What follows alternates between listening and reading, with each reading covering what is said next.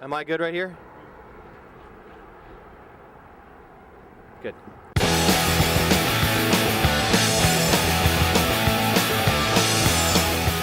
Welcome to the Rowdy.com Big Three, high above the real Rowdy HQ in Charlotte, North Carolina. You can tell because there's the Bank of America Stadium right there. There's where the evil team plays. Why are they the evil team? Because they came in on Redskins territory.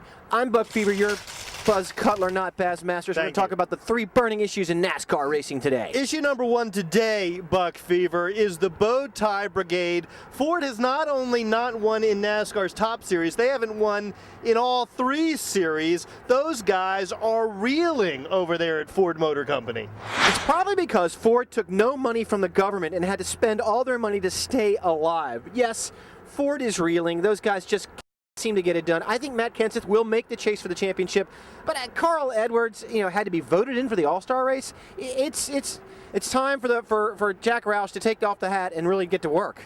I'm pinning my hopes on the fact that the new FR9 engine is going to debut across the manufacturer's stable in July at Daytona. But Jack Roush has said all along horsepower isn't the issue, and you kind of have to believe him. So I'm just trying to find a glimmer of hope. I'll tell you this: the fact that Matt Kenseth, Carl Edwards, and Greg Biffle are now in the top 12, despite the manufacturer's troubles, I think is a testament to their talent. It's an absolute testament to their talent, and I don't think all of them will actually make the chase. I think only Matt Kenseth makes the chase. Wow, bold predictions from Buck Fever. All right, issue number two.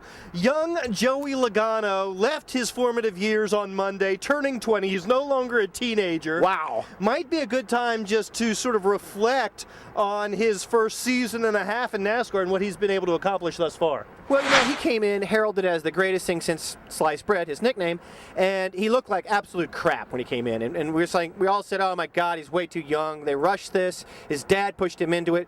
But guys like Mark Martin and Bobby Allison said, oh no, he's the real deal. And it turns out he really is. He's taken to this Cup car. He had some mistakes early on, and he had a learning curve. But man, for a guy who's that young, he really has taken to the car. And I'm glad we have Joey Logano in the series. And I'm sure Home Depot is going to really be happy in the end. You got to be impressed with the amount of distance he has covered in his first Cup series and a third? Cup and a third. Last year he had 3 top 5s, 7 top 10s. He's already got 2 top 5s this season and 5 top 10s. He's on pace to set a new standard for himself. Plus, he's got his first pole this season, and I don't know his average. He's won a race. He won a race last season. I don't know his average running position, but I would have to think that it's vastly improved over last season. He seems to be consistently in the top 15, if not the top 15, then the top 20. But the thing that most impresses me about Joey Logano is his attitude. You compare him to his 2 teammates, Denny Hamlin and Kyle Busch, who came into this series kind of with ego, with chips on their shoulders. They were tempestuous, and as a result, they had big peaks and valleys early on in their career. Joey Logano seems to be having this steady climb, and I think it's because he's got a little bit more perspective and a little bit more maturity for a young guy, especially when compared to where Kyle Busch and Denny Hamlin started. I couldn't agree more. Now, issue number 3. At one point, Jimmie Johnson was a lead pipe lock to find victory lane at Charlotte. Or let me rephrase, at Lowe's, right? You go to Lowe's Motor Speedway, Jimmie Johnson is going to win.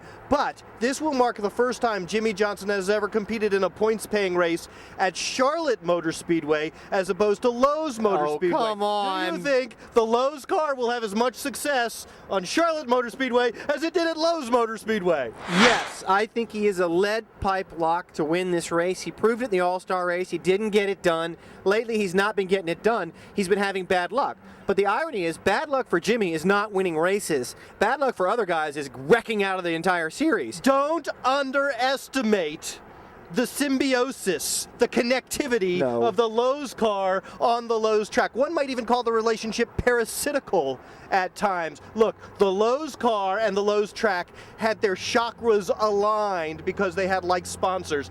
That is no longer the case. I expect that symbiosis to diverge, to be like a fork in the road. And in light of the fact that Lowe's is no longer sponsoring the track, I don't think the Lowe's car will do as well. Don't underestimate it. I think the Lowe's car will do just fine, and he's probably on his way to his 5th championship because we doubt the sucker every single time. True enough. I'm not sure I'm willing to give it to him yet, but not yet. It goes but through. We have learned never to doubt Jimmie Johnson and Chad Knaus.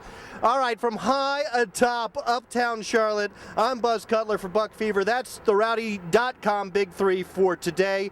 Tune in tomorrow where we talk more about Flame Disc, and don't forget to go to www.NTL, the National Tailgating League, cornholing to check out where we're going to be on Saturday at Charlotte Motor Speedway for cornholing, rib eating, and Gin Whitney band music playing. Rowdy.com. Say it like it is. Say what like it is? Rowdy.com.